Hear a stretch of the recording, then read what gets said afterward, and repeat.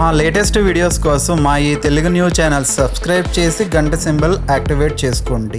రేపు గురువారం చాలా మంచి రోజు. ఈ రోజు తులసి మొక్క మీద దీనిని చల్లితే చాలు 1 గంటలో మీ జీవితం మారిపోతుంది. మీకు ఉండే కష్టాలన్నీ కూడా తీరిపోతాయి. కోట్లు వచ్చి పడతాయి. మీ జీవితం అద్భుతంగా మారిపోతుంది. ఎనలేని సంపదలు మీ సొంతమవుతాయి. లక్ష్మీదేవి అనుగ్రహం లభిస్తుంది. మీ సమస్యలన్నీ కూడా పోతాయి. సర్వ కష్టాలు పోతాయి. విపరీత ధనలాభం కలుగుతుంది. ధన సమస్యలన్నీ కూడా పోతాయి. ఎందుకంటే తులసి చెట్టుకు అంతటి శక్తి ఉంది. తులసి చెట్టు ధన సమస్యలను తొలగించేస్తుంది. ధనాన్ని ఆకర్షిస్తుంది. మనల్ని ధనవంతులుగా మారుస్తుంది. అందుకే అందరూ ఇంటి దగ్గర తప్పనిసరిగా ఒక తులసి మొక్కను పెంచుకోవాలి. తులసి చెట్టులో లక్ష్మీదేవి నివాసం ఉంటుంది. తులసి లేని ఇంటికి లక్ష్మి రాదు. తులసిని ఇంటి ముందు పెంచుకోవటం వలన ఎటువంటి చెడు శక్తులు ఇంట్లోకి రావు. ఇంట్లో వారికి అనారోగ్య సమస్యలు రావు. ఏ ఇంటి దగ్గర అయితే తులసి మొక్కను పెంచుతారో ఆ ఇంట్లోని వారంతా కూడా ఎప్పుడూ యాక్టివ్గా ఉంటారు, ఆరోగ్యంగా ఉంటారు. కాబట్టి మీరు పూజలు చేసినా చేయకపోయినా ఇంటి ముందు ఒక తులసి మొక్కను పెంచుకోండి. ప్రత్యేకంగా గురువారం రోజు ఆ తులసి మొక్క మీద దీనిని చల్లండి చాలు. మీ జీవితం అద్భుతంగా మారిపోతుంది. గంటలో మీకు ఉండే కష్టాలు బాధలన్నీ కూడా పోతాయని సిద్ధశాస్త్రం చెప్తుంది. మరి ఇంతకీ ఈ గురువారం రోజు తులసి మొక్క మీద ఏం చల్లాలి అనే విషయాన్ని ఇప్పుడు మనం ఈ వీడియోలో వివరంగా తెలుసుకుందాము. అంతకన్నా ముందు నెలసరిలో తులసి చెట్టును తాకితే ఏమవుతుందో తెలిపే పురాణ కథను విందాం. ఫ్రెండ్స్, ఫస్ట్ అయితే కామెంట్ బాక్స్లో జై శ్రీకృష్ణ అని కామెంట్ చేయండి. అలాగే ఈ వీడియోకి ఒక లైక్ కొట్టి మా ఛానల్ని సబ్స్క్రైబ్ చేసుకుని మాకు సపోర్ట్ చేయండి. ఒకసారి రుక్మిణీదేవి శ్రీకృష్ణుణ్ణి, స్వామి, నా మనసులో ఒక ప్రశ్న మెదులుతూ ఉంది. కేవలం మీరు మాత్రమే నా ప్రశ్నలకు సమాధానాలు చెప్పగలరు అంది. ఇప్పుడు శ్రీకృష్ణుడు రుక్మిణీదేవితో, దేవి, నీ మనసులో ఏ ప్రశ్న అయితే ఉందో ఆ ప్రశ్నలు నిస్సంకోచంగా అడుగు. నీ మనసులో ఉన్న అన్ని ప్రశ్నలకు కూడా సమాధానాలు చెప్తాను అన్నాడు. అప్పుడు రుక్మిణీదేవి, స్వామి, ఆడవాళ్ళు బాధపడే శాపం ఎందుకు ఉంది? ఆడవాళ్లకు నెలసరి ఎందుకు వస్తుంది? ఆ సమయంలో ఆడవాళ్ళు ఏ పనులు చేయకూడదు? ఏ పనులను చేయటం వల్ల వారికి పాపం తగులుతుంది అని అడిగింది. అప్పుడు శ్రీకృష్ణుడు, దేవి, నువ్వు లోక కళ్యాణం కోసం చాలా మంచి ప్రశ్నలు అడిగినావు. నీవు అడిగిన ప్రశ్నలన్నిటికీ సమాధానాన్ని నేను సుమతి అనే బ్రాహ్మణుడి కథ ద్వారా చెప్తాను. ఈ అద్భుతమైన కథను పూర్తిగా విన్నవారికి సర్వ పాపాలు తొలగిపోతాయి. దేవి, ఎవరైతే భార్యాభర్తలు ఈ కథను శ్రద్ధగా వింటారో వారికి సౌభాగ్య ప్రాప్తి కలుగుతుందని శ్రీకృష్ణుడు కథ చెప్పటం మొదలుపెట్టాడు. పూర్వం కళింగ రాజ్యంలో ఒక అందమైన నగరం ఉంది.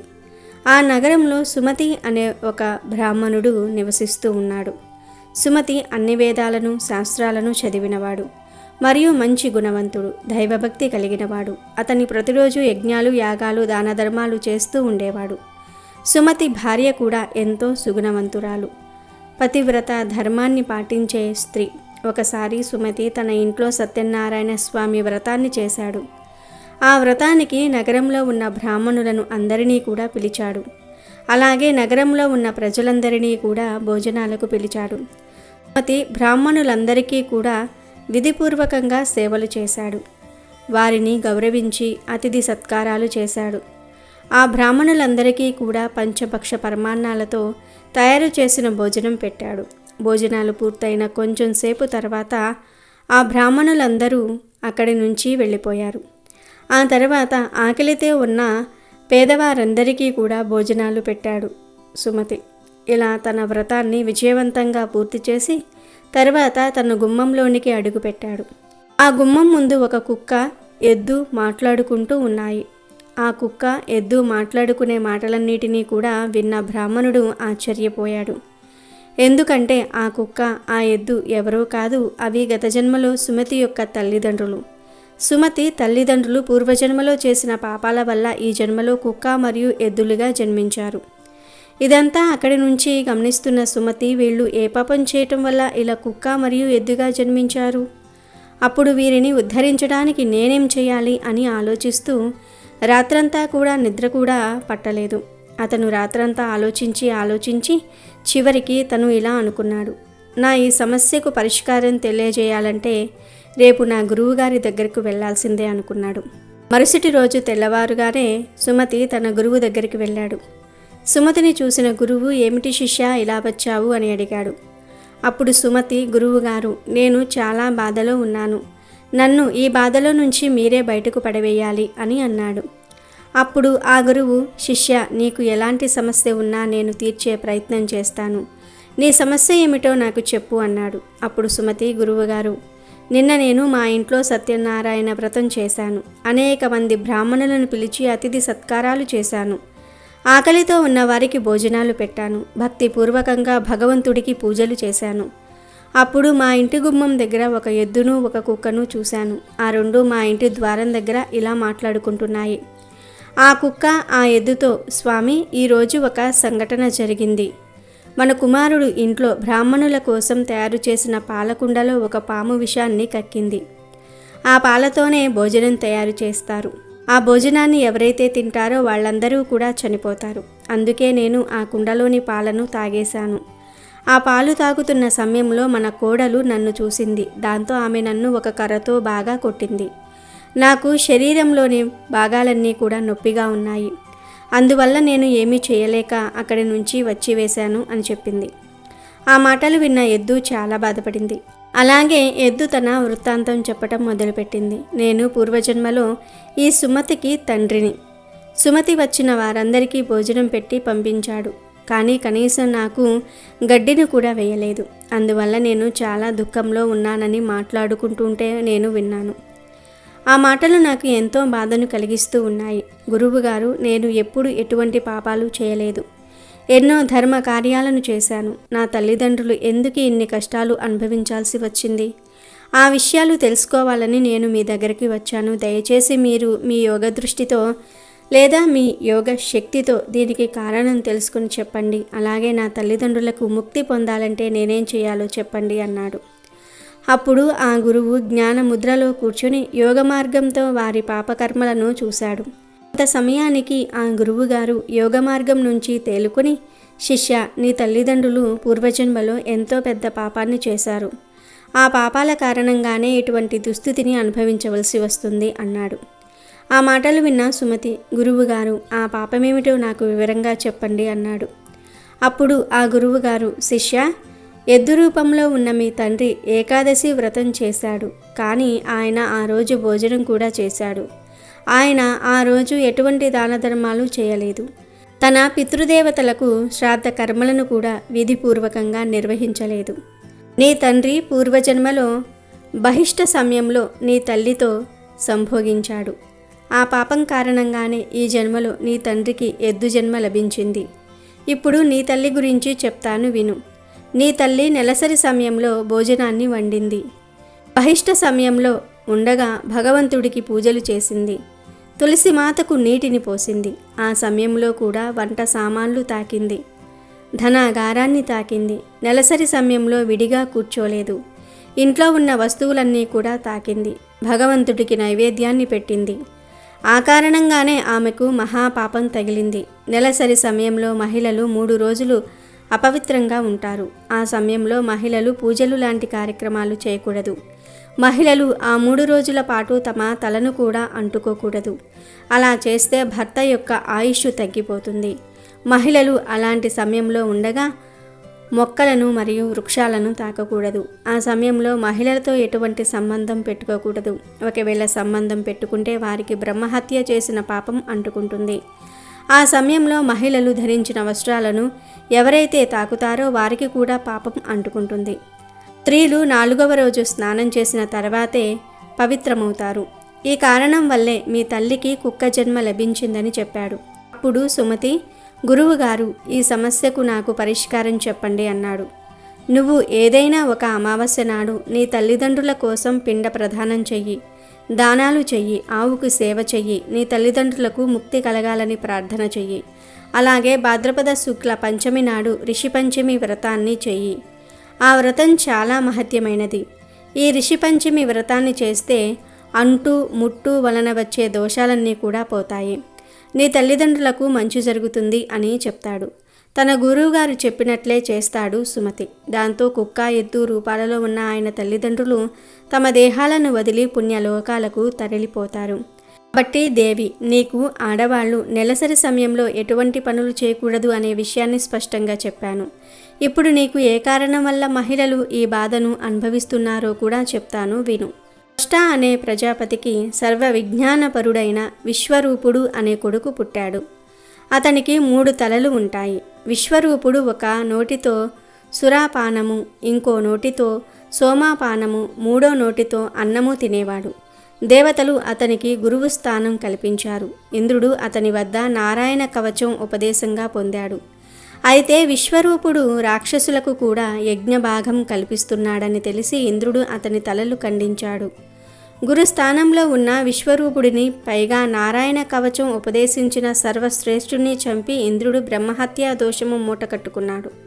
ఆ హత్యా దోషాన్ని ఒక 7 భరించగలిగాడు. తర్వాత ఇక ఆ దోషాన్ని భరించలేక ఇంద్రుడు ఆ దోషాన్ని 4 భాగాలుగా చేసి భూమికి, నీటికి, చెట్లకు, స్త్రీలకు పంచుతాడు. మొదటిగా ఆ దోషాన్ని తొలగించుకోవడానికి ఇంద్రుడు భూమికి ఒక వరమిస్తాడు. ఎంత గొయ్యి తవ్వినా సరే అది తిరిగి యథారూపం సంతరించుకునేటట్లు వరమిచ్చి ప్రతిగా బ్రహ్మహత్య పాపాన్ని ఒక వంతు భూమికి ఇస్తాడు. తర్వాత నీటికి ఇంకొక భాగం ఇచ్చి ప్రతిగా ఎన్ని కల్మషాలు చేరి అపవిత్రమైనా సరే తిరిగి నీరు పవిత్రంగా మారేలాగా వరమిస్తాడు. చెట్లకు కూడా ఒక వరం ఇస్తాడు. ఎన్నిసార్లు కొట్టివేసినా తిరిగి చిగురించేలాగా వరం ఇస్తాడు. ప్రతిగా ఇంకొక వంతు పాపాన్ని చెట్లకు ఇస్తాడు. ఇక మహిళలకు కామసుఖాలతో పాటు సంతానం కలుగునట్లుగా వరమిచ్చి ఇంకొక వంతు పాపాన్ని స్త్రీలకు పంచి ఇస్తాడు. అలా ఇంద్రుడు ఆ బ్రహ్మహత్య దోషం నుంచి విముక్తి పొందుతాడు. అలా ఇంద్రుడి బ్రహ్మహత్య దోషం చేత కలిగిన పాపాన్ని పంచుకోవటం వలన మహిళలకు నెలసరి దోషం వస్తుంది. ఇంద్రుడు పంచిన బ్రహ్మహత్య పాపం కారణంగానే మహిళలకు బహిష్ట అనేది వస్తుంది, అనగా డేట్ అనేది వస్తుంది. ఎవరైతే పురుషులు ఆ సమయంలో మహిళలను తాకుతారో, అంటే వారితో సంభోగం చేస్తారో వారికి కూడా ఆ బ్రహ్మహత్య పాపం తగులుతుంది.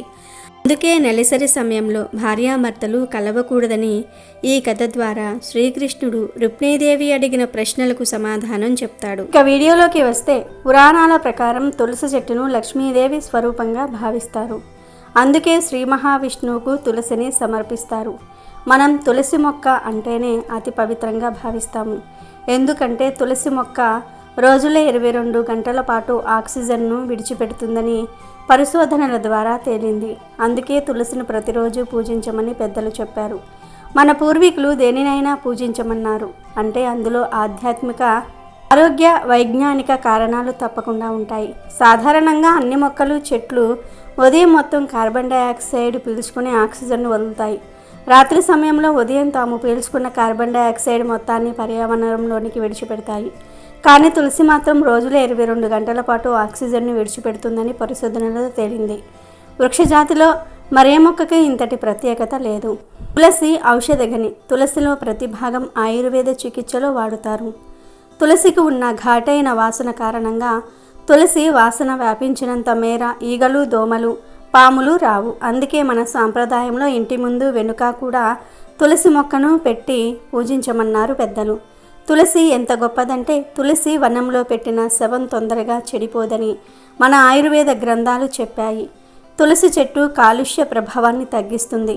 రోజురోజుకు పెరిగిపోతున్న ఈ కాలుష్య జీవనంలో కనీసం మనిషికి ఒక తులసి మొక్కనైనా పెంచుకోవాలి. గుడిలో మనకు ఇచ్చే తీర్థంలో తులసి ఆకులను ఉపయోగిస్తారు. దానికి కారణం ఏమిటి అంటే అందరూ ఆరోగ్యంగా ఉండాలని. అలా గుడిలో మనకు ఇచ్చే తీర్థంలో తులసి ఆకులను ఉపయోగిస్తూ ఉంటారు. తులసి చెట్టు ఇంత పవిత్రమైనది గనుకనే తులసి చెట్టును ఇలాంటి దగ్గర పెంచుకోమని మన ఋషులు, మహర్షులు చెప్పారు. అయితే ప్రత్యేకంగా గురువారం రోజు ఇంటి దగ్గర ఉండే తులసి మొక్క మీద ఒక ప్రత్యేకమైన పదార్థాన్ని చల్లితే చాలు 1 గంటలో మీ జీవితం మారిపోతుంది. లక్ష్మీదేవి అనుగ్రహం కలుగుతుంది. ధన సంపాదన పెరుగుతుందని శాస్త్రాలు చెప్తూ ఉన్నాయి.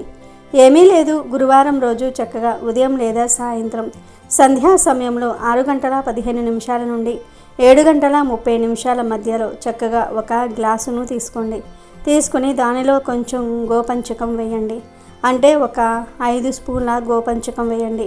గోపంచకం బయట షాపుల్లో దొరుకుతుంది, లేదా మీ ఇంటి దగ్గరలో ఎక్కడైనా సరే. గోవుల్ని పెంచితే ఆ గోవు దగ్గరకు వెళ్ళి 5 స్పూన్ల గోమూత్రాన్ని తెచ్చుకొని దానిని ఈ పరిహారానికి వాడుకోవచ్చు. ఎందుకంటే గోపంచకం అనేది శ్రేష్టమైనది.